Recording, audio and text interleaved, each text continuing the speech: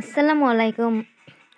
আমাদের রান্নাঘরে আপনাদের সকলকে স্বাগতম। আজ আমরা রান্না করব খিচুড়ি। তো খিচুড়ি রান্না করার জন্য আমি এখানে নিয়েছি চাল আর ছোলার ডাল। এগুলো আমি ভালোভাবে ধুয়ে নেব।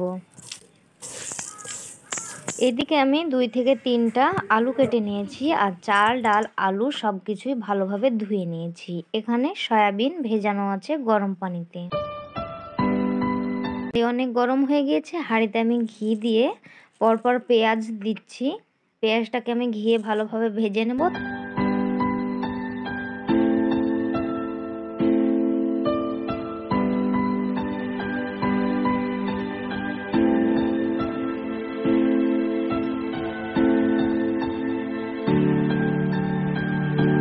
এখন আমি দিচ্ছি ভেজানো সয়াবিন।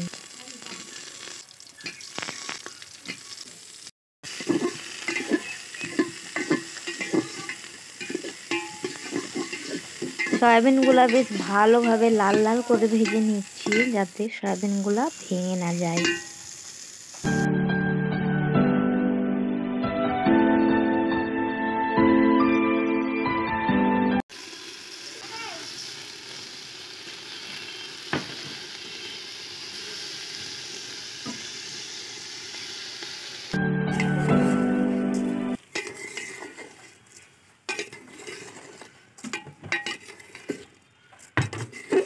এবার আমরা এতে দেব লবণ আর হলুদ আর দেব কাঁচা লঙ্কা।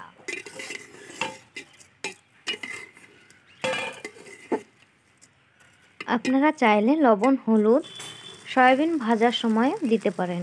তো আমার এখানে আঁচটা অনেক জ্বলছে, তার জন্য আমি তখন দিতে পারিনি। এখন চাল ডাল দিয়ে তারপরে দিলাম। এখানে আমি তেজপাতা দিতে একদম ভুলে গেছি, কিন্তু আপনারা ভুলবেন না। আর এই যে পানিটা দিচ্ছি এটা কিন্তু গরম না, ঠান্ডা। আপনারা চাইলে গরম পানিও দিতে পারেন।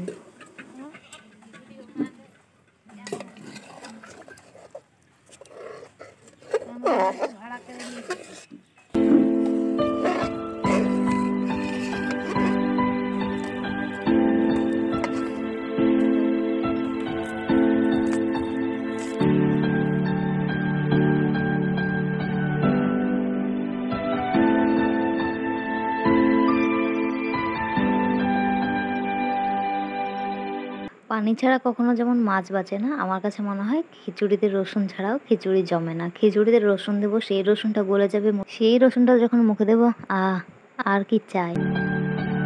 পেঁয়াজ লঙ্কা আদা রসুন খিচুড়িতে দেবার জন্য এবং মশলা বাটার জন্য আমি সব কেটে নিচ্ছি।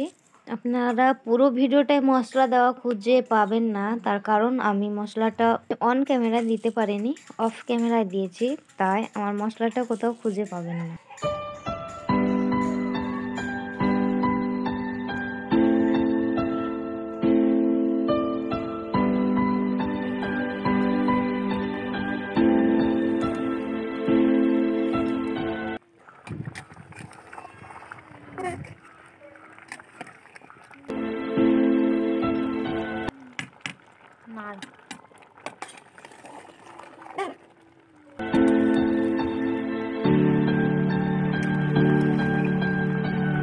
ভাপের জন্য হয়ে গেছে।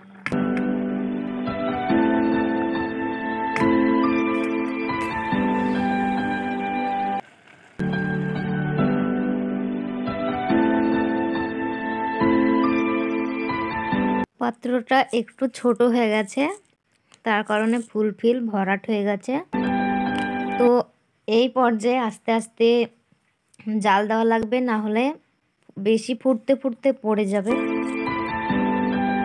আমি এখন ধনে গুঁড়ো আর জিরে গুঁড়ো দিয়ে নামিয়ে নেব।